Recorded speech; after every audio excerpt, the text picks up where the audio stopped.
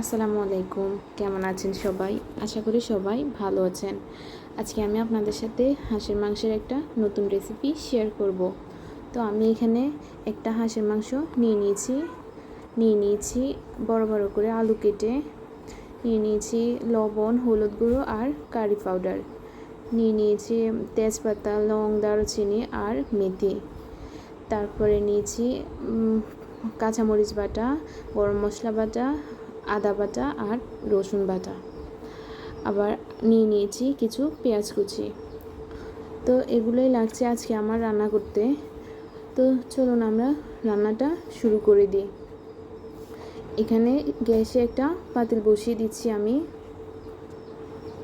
পাতিলটা গরম হয়ে গেলে এখানে আমরা দিয়ে দিব পরিমাণ মতো তেল।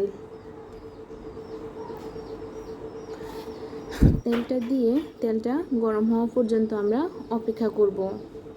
এখানে আমার তেলটা গরম হয়ে গেছে। এই পর্যায়ে আমরা এখানে দিয়ে দিব আস্ত যে মশলাগুলো রেখেছি ওইগুলা। আমি এখানে মেথিটা দিচ্ছি কারণ মেথি দিলে হাঁসের মাংসে অনেক সুন্দর একটা ফ্লেভার আসে। আপনারা চাইলে নাও দিতে পারেন। তারপরে দিয়ে দিচ্ছি কিছু পেঁয়াজ কুচি। এগুলোকে নেড়ে চেড়ে ভালো করে ভেজে নিব।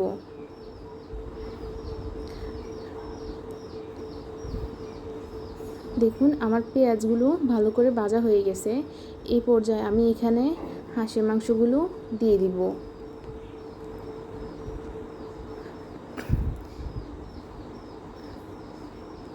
হাঁসের মাংসগুলো দিয়ে ভালো করে নেড়ে চেড়ে নিব। প্রায় 5 মিনিটের মতন আমি এটা এভাবেই নেড়ে চেড়ে নিয়েছি।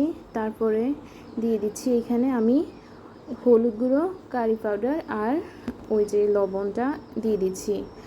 আগে বাটা মশলাটা দিলাম না কারণ এই পর্যায়ে হলুদ গুঁড়ো, কারি পাউডার আর লবণটা হাঁসের মাংসের অনেক ভালো একটা টেস্ট নিয়ে আসবে। আর হলুদের জন্য কালারটাও অনেক সুন্দর থাকবে। অনেক সময় দেখা যায় হাঁসের মাংস রান্না করলে অনেকেই বলে যে হাঁস নাকি কালো হয়ে যায়, বাট আমি এভাবে রান্না করি তখন একবারও হাঁস কালো হয় না, হাঁসের মাংসটা কালো হয় না আর কি। আর তারপরে আমি এখানে মাংসটা ভালো করে একটু কষিয়ে নিয়েছি। তারপরে দিয়ে দিচ্ছি গরম মশলা বাটা, তারপর আদা রসুন বাটা আর কাঁচামরিচ বাটা দিয়ে ভালো করে নেড়ে ছেড়ে আমি অনেকক্ষণ কষিয়ে নিয়েছি। দেখুন আমার হাঁসের মাংসটা অনেক সুন্দর কষানো হয়ে গিয়েছে। এই পর্যায়ে আমরা হাঁসের মাংসে ঢাকনা দিয়ে রাখবো। ঢাকনা দিয়ে প্রায় 10 মিনিট পর্যন্ত ঢেকে রান্না করব। 10 মিনিট পর দেখুন আমার রান্নাটা অনেক সুন্দর হয়েছে, তবে মাংসটা এখনও সিদ্ধ হয় নাই। এই জন্য আমি আরও একটু নেড়ে ছেড়ে নেব।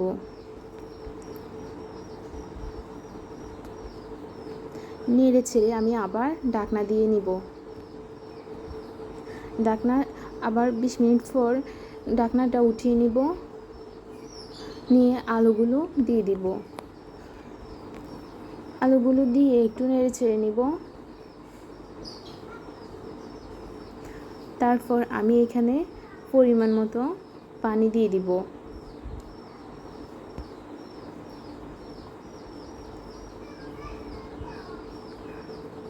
পানিটা দিয়ে আমি আবার এটা ঢেকে 20 মিনিটের জন্য রান্না করব। দেখুন 20 মিনিট পর হাঁসের মাংসটা অনেক সুন্দর রান্না হয়ে গেছে। আলুগুলো সুন্দর মতো সিদ্ধ হয়ে গেছে।